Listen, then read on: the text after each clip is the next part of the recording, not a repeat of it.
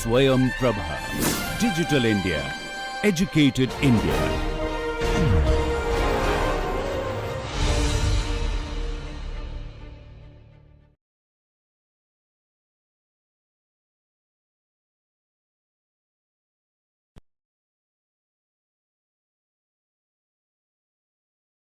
So let us now just see the waveform for the flux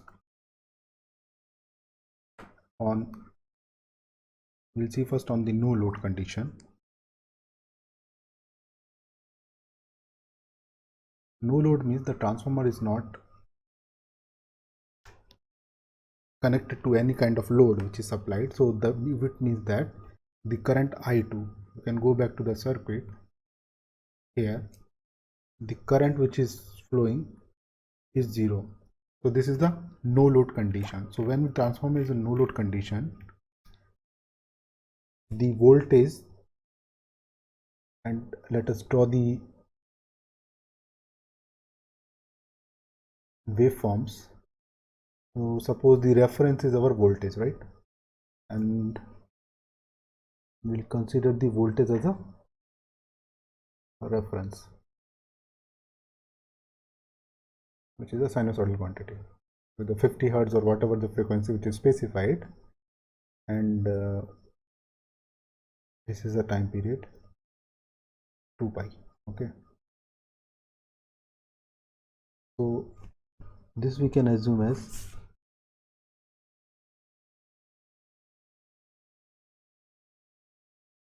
now this is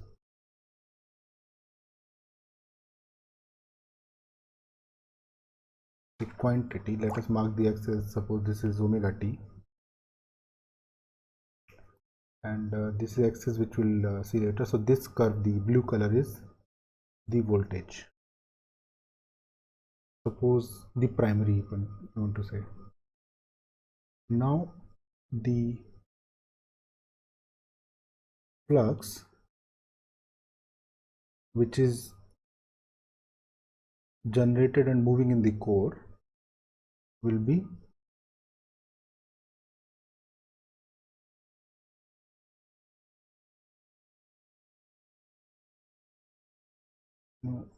kind of to go to the peak, comes to 0. So peak appears at the 0 crossing of the reference. So this is the flux.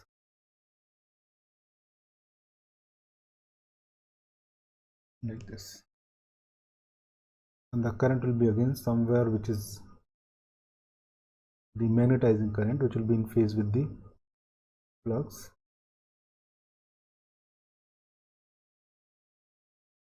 So this current is magnetizing current, which was I0, correct? So this is axis for the magnitude basically for all these quantities, which is comparatively represented here. Okay, so this is nothing but pi by 2. This is pi. This is 3 pi by 2. This is 2 pi. So this is the axis and the flux representation. And if you see the current, which is no load current, right? No load current is basically I0, and it has two components, which is having IW and I mu. So this is, as I said, magnetic component, magnetization component. So the core losses or I squared losses in the primary winding are negligible in case of idle, but this is the losses which will be seeing, which will be appearing through practical transformers, right? We'll talk about that in a short. So practical transformers. But here I0, you'll see it is in phase with the phi. It means that it represents ideal case. Okay. So when we talk about the practical transformer, this I0 will be having two components, and I mu is the component which will be in phase with the magnetic flux phi. Okay, this is a magnetizing component. So if you see the ideal condition, Then we have already drawn the phasor diagram. Now let us understand the transformer with loaded condition, or the flux on the load condition, right? So now let us draw the flux on load condition. So what changes you can expect? Okay, now what is happening? You are having a ideal transformer which is loaded. It means the current I2 prime is not 0. The main change will come on the I1. Now I1 will be having two components. I1 is the primary side current, so it will be having two components. What are the two components? One will be I0M, which is used for maintaining the useful flux.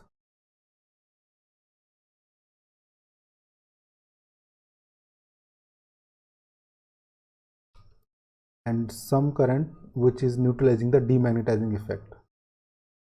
Okay, some I2 prime, we'll discuss about this. It is the current to neutralize the demagnetizing effect of secondary current.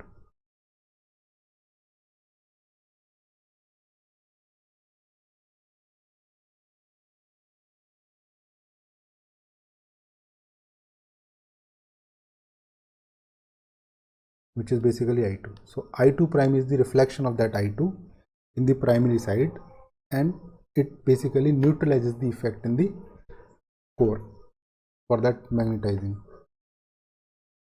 So this current, the maintaining useful current, which is a magnetizing current, is normally 2 to 5% of the rated current at the full load. It is normally 2 to 5% of full load rated current. Full load current, or we can say like full load current. Okay, so in this situation, let us draw the waveforms.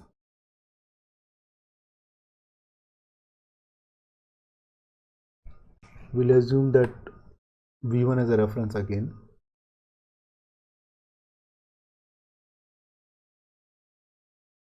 So now V1, there will be one current which will be in phase with, or little bit lagging. That component of magnetizing current will be appearing anyways. So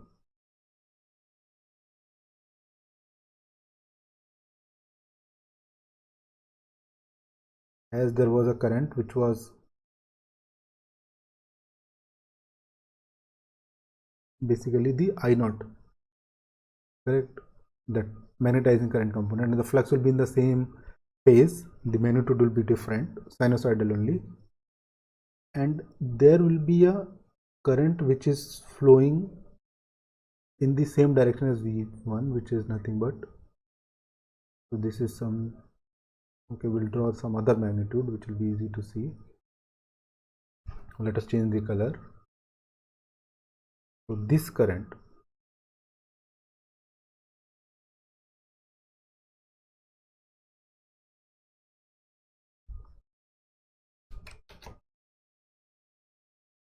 okay, so this current is suppose I2 prime, and there will be a phase shift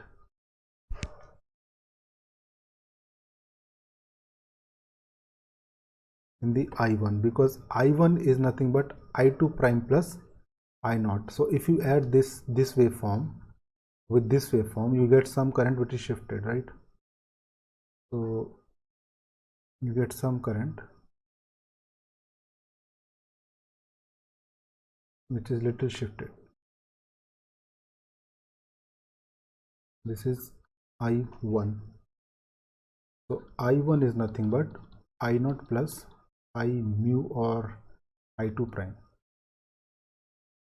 So that is why the small shift will be appearing. So again, this is omega t. Now in this particular case, the flux will be, suppose this is the flux. Okay, but there will be small component of flux which is the leakage flux. Okay, so leakage flux will be in phase of I1.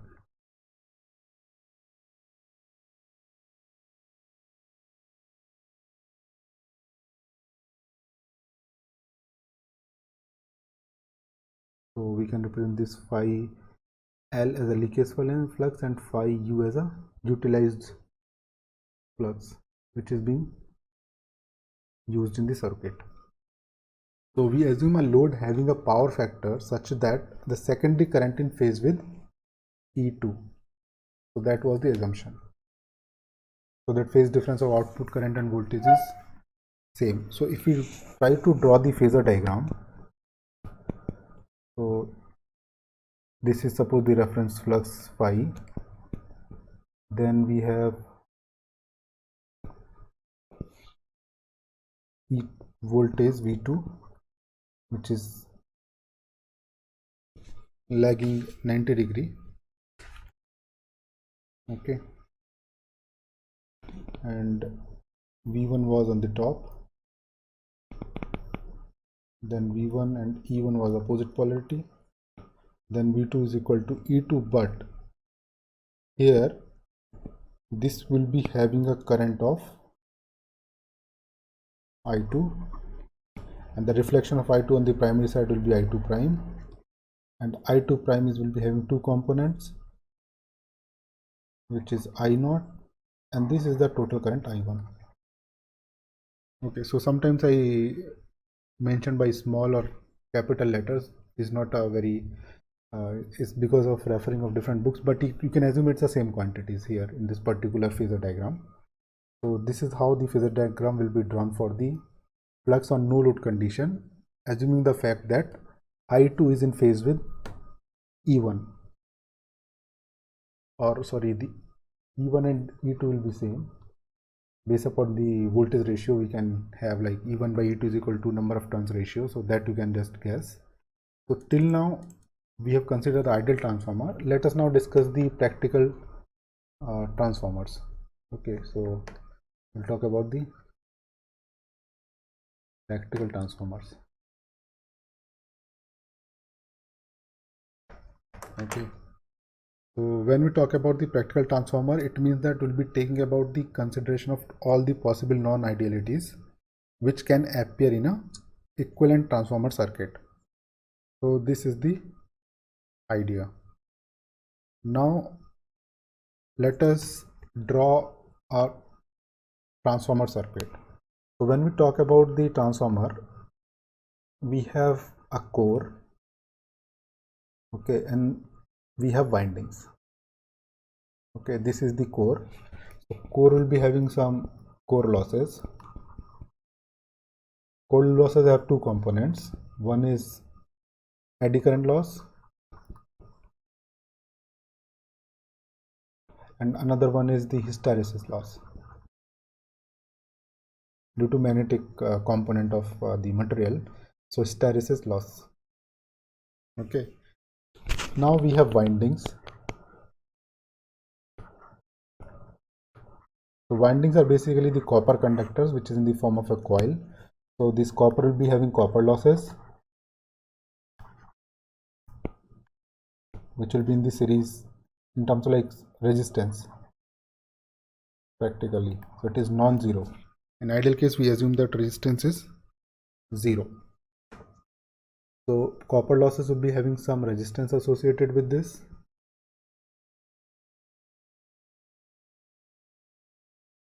And what are the other losses you can expect?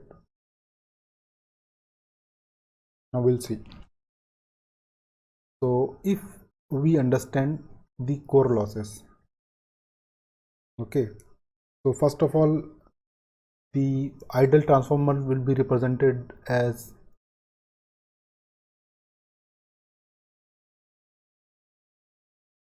these two lines represent the core and this is the winding. So this is the construction of ideal transformer.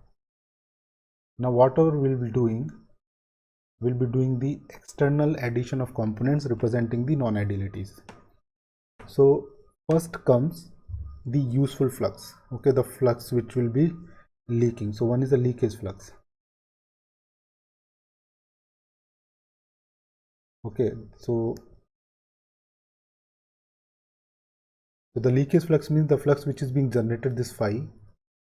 Some of the flux will not link with the another coil. There will be some leakage, right? So that leakage will be represented in some non-ideality component. So we'll be having winding. So that winding is represented by some resistance. Then the leakage flux representation comes in the series. Now the remaining flux is in the core. Okay, so the remaining flux which is going into this will be having a core losses, right? So that will be having two components again. One component will be core losses, which is a power loss represented by the resistance, and one loss that will be appearing because of the magnetization.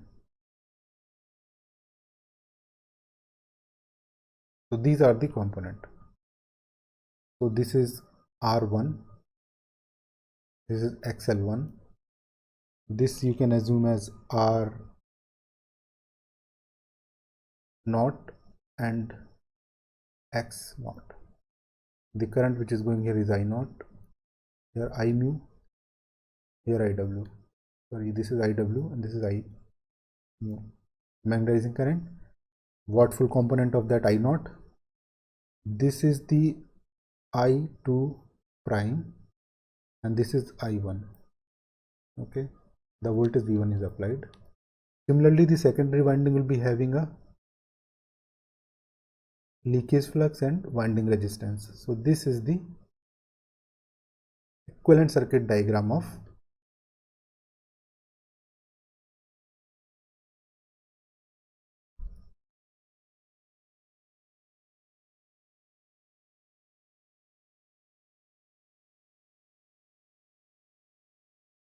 practical transformer. So equivalent circuit diagram for a practical circuit or practical transformer.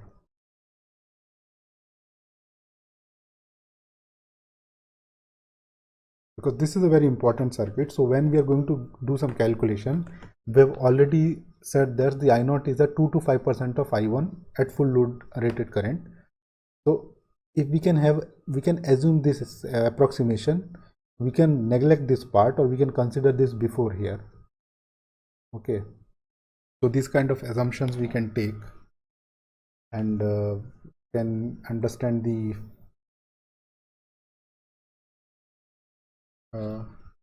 working of this transformer. So now let us quickly recall the various components. So we have R1, we have XL1, we have R0, we have X0, we have R2 and we have X2.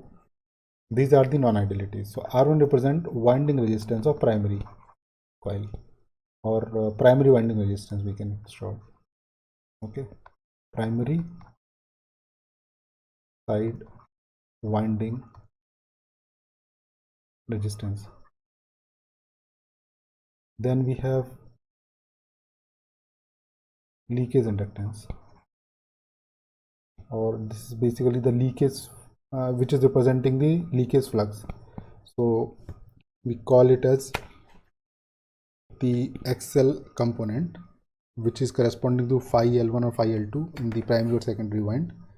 This is known as the primary and secondary leakage reactances. Leakage reactances. So X2 is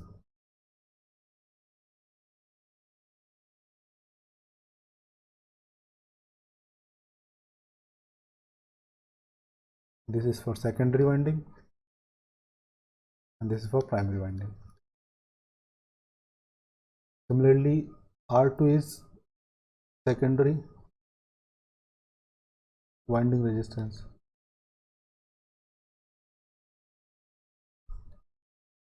X0 is magnetization component.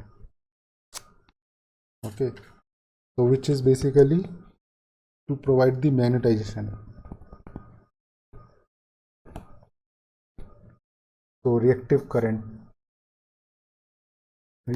component for magnetization. It means it is the current which is required to magnetize the core, and R0 is what full component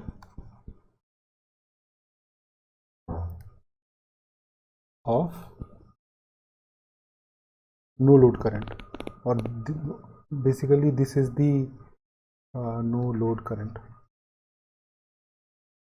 or if you call it in short, it is representing the core losses, core loss equivalent representation.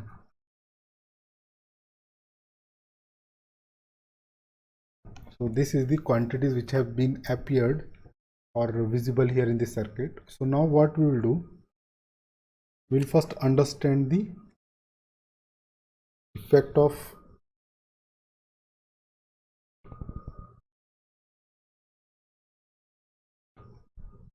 the non-idealities, right? So what we'll do, let us quickly understand the core losses. So in short, I'll write this because this is important for understanding. The core loss, as I said, it has two components, the eddy current loss and the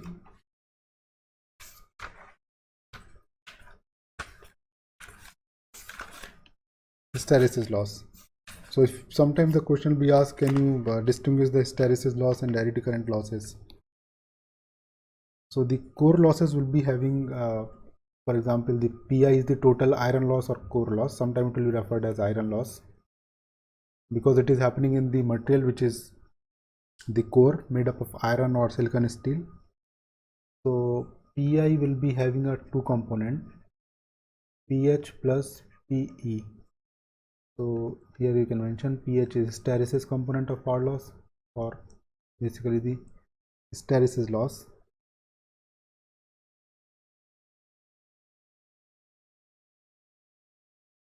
and P is the eddy current loss.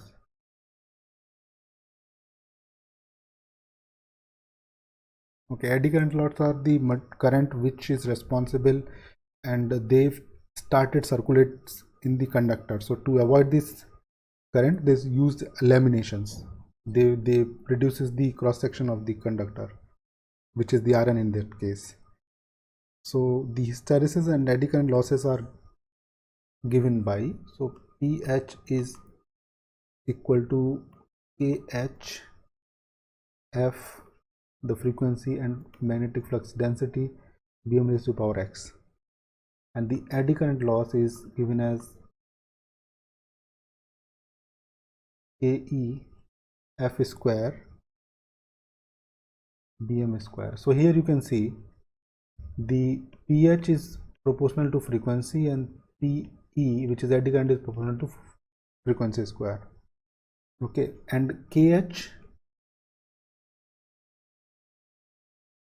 and Ke are proportionality constant.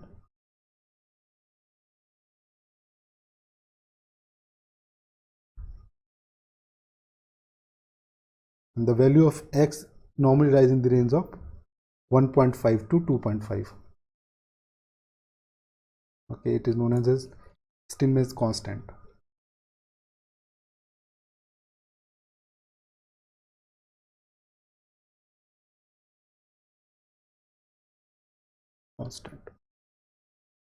And the value is lies in the range of 1.5 to 2.5. Okay, so this is the value where the differentiation based upon the frequency we can expect. So this is the idea. So whenever there is a frequency based losses, we can clearly identify the loss. So what we can do, so here we can just suppose we want to draw a curve, and if we have frequency axis, so if we have to draw with respect to the frequency, and then we draw the pi by f characteristic. So from here pi is nothing but f times of a plus b times of f, where a can be considered as ph by f and b can be considered as pe by f. Okay, so pi by f, if we do so, it is equal to a plus bf. It means it is a equation of y equal to mx plus c. So it has some positive component, this, which is a here, and the slope of this is b. The slope of this is b. So this is the thing. So this represents the constant pi by f, which is hysteresis loss. I mean, this is proportional to pH and this is proportional to pi. So you can calculate the losses at the different frequency. So now let us move to the second component, which is the approximation in electrical equivalent circuits. So now what we'll do, we will first understand the concept of referred values. Okay, so what will happen, what we want to do is we want to remove the equivalent this magnetic circuit. So we want to remove this so that we can make one small equivalent circuit and then solve it. So for that we have to refer the secondary side values to the primary side. So for that we have to understand little concept of referred values. Okay, so what are the referred values? The idea is to simplify the calculation, and it is theoretically possible to transfer the voltage and current. So voltage, current and impedances, the impedance from secondary side or one side of the transformer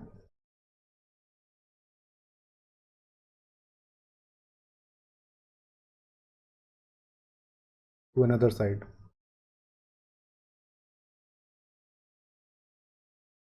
Okay, and so that we can only need to deal with the one winding, which is more convenient. So basically it will become a single circuit.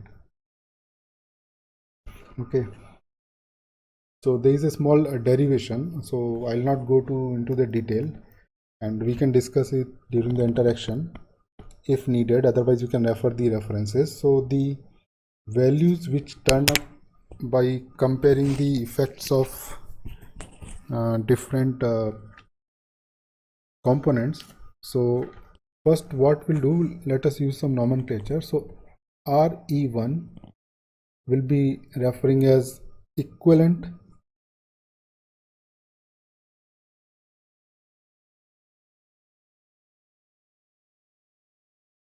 resistance refer to primary side. It will be having two components. So RE1 is equal to R1, which is a primary side resistance, plus the secondary side referred current. Okay, so which can be taken as R2 prime. So R1, as we know, primary side resistance. R2 prime is secondary side resistance referred to primary. So that prime represents the primary side. So secondary side resistance refer to primary side. Okay, similarly XE1 will be the equivalent total equivalent resistance reactance,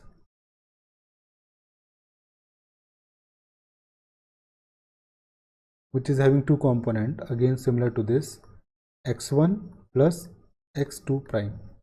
So x1 is the primary side resistance like R2 R1, so it will be primary side reactance, and then x2 prime will be secondary side reactance referred to the primary side. Okay, so that you can note. Similarly, the ZE1, okay, so I'll just write it here. It will be nothing but R1 plus A square times of R2, where A is turns ratio, primary to secondary. Okay, so a turns ratio means primary to secondary,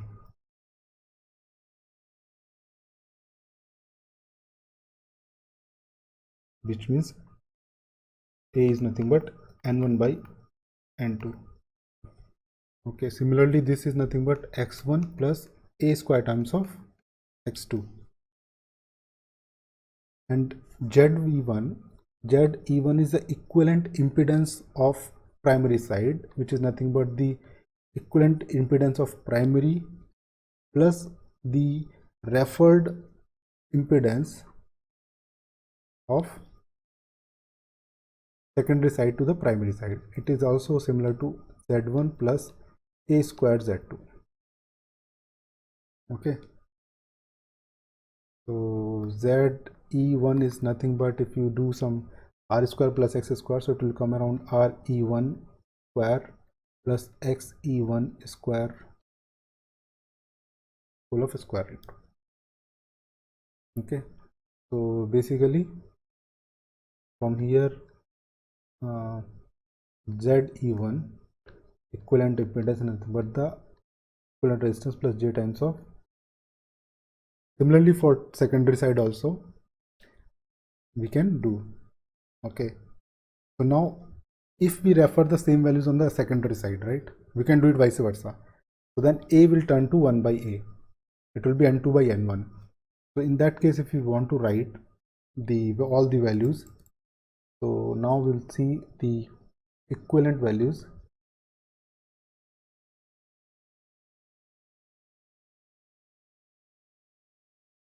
Refer to secondary side.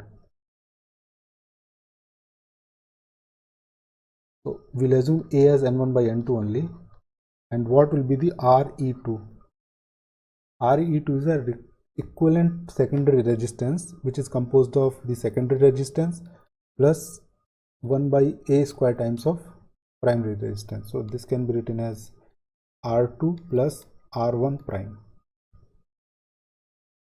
Okay, similarly XE2 will be nothing but X2 plus 1 by A square X1, which is can be written as X1 prime, X2 plus X1 prime. Similarly ZE2, the total equivalent impedance of secondary side is equal to the impedance of secondary side plus referred of values equivalent impedance of primary side, which is nothing but Z2 plus Z1 prime. So this is the idea of having the equivalent impedance. So for getting familiar to this circuit, if we have some examples, so let us consider one example so that we can understand this concept. Suppose we have a transformer of 200 kVA,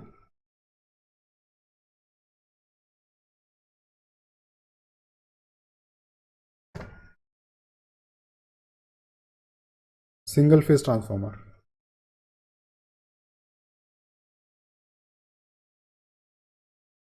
with a voltage ratio of 6350 by 660 volt,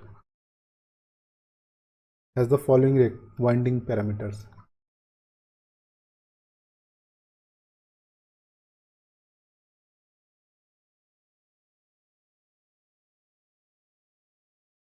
Okay, what are those winding parameters? The primary side resistance is 1.56 ohm, primary side reactance is 4.67,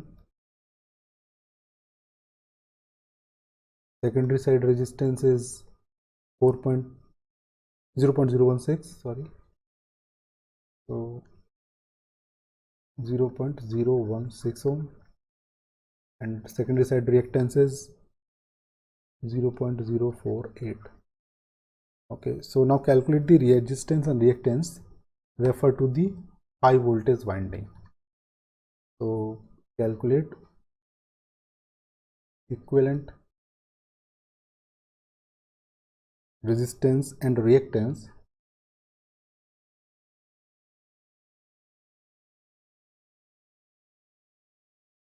refer to high voltage side.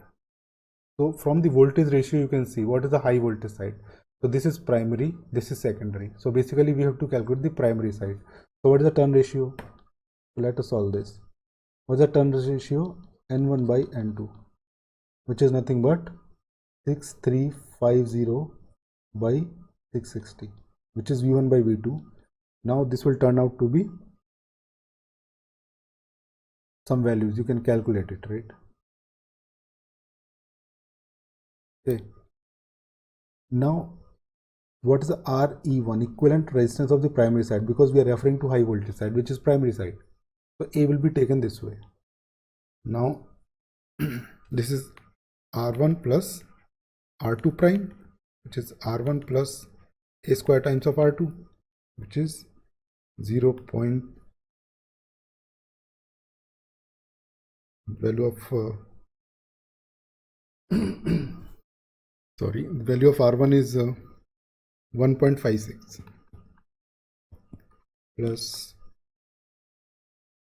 6350 by 660 square times of 0.016. So it will turn out to be 3.04. You can calculate this.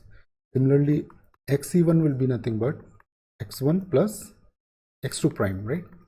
So X1 value is 4.67 plus 6350 by 660 square of this into 0.048. If we solve this out, it will be 9.12. So these are the values which is referred to the primary side. If you want to do the same thing, refer to the secondary side, then we'll be doing it like RE2, which is nothing but R2 plus R1 by A square, where A is this. So you can compute this value. Similarly, XE2 will be nothing but X2 plus X1 by A square. You can compute these values. So these are the values which are referred to the secondary side or low voltage side. These are the equivalent values of resistance and reactance referred to the primary side or high voltage side. So if the question is mentioning high voltage side, you can see accordingly what is the turns ratio and then convert it. If suppose this is 660 by 6350, then it will be on the secondary side, right? Then we'll be using this ratio. So that depends on the ratio, whether it is a step up or step down transformer, right? Now let us see the equivalent circuit again.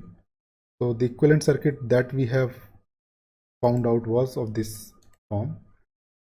We have drawn the circuit. So this is the equivalent circuit, right? So we'll just take the circuit with us and then we can just analyze this little more for the okay.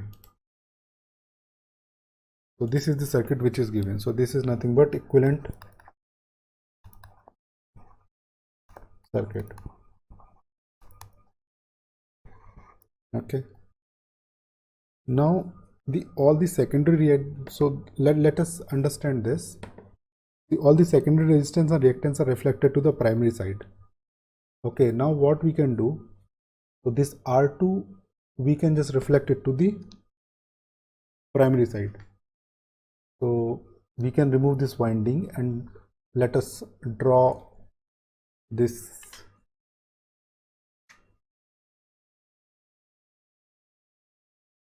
circuit here. So here what we can see, we'll remove this.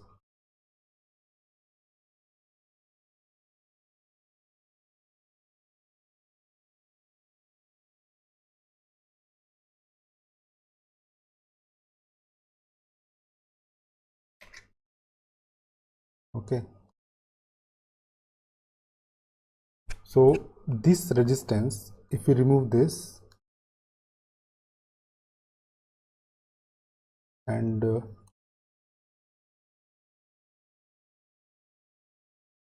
add this circuit here, and so this will become primary x2 prime and this will become V2. So we have removed the winding and we have made a single circuit. There is no magnetic link. Now it is a equivalent circuit which is single circuit, right? Now it is easy for us to analyze the circuit. So in this circuit, this is the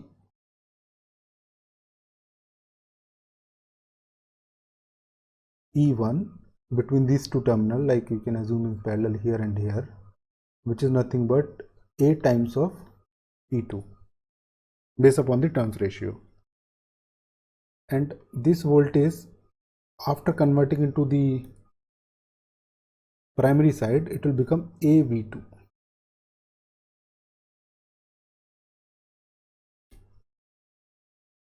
Or if we just try to solve this circuit, we see that the current I1 is flowing and going to I0, and this is the current which is going this way is nothing but I2 prime, which we have already considered in earlier circuit. Now let us apply some approximation. So we have, as earlier mentioned, that I0 is a very small component of the full load current.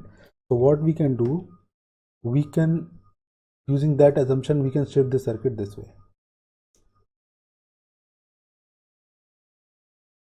So the assumption is that the I0 is a very small component of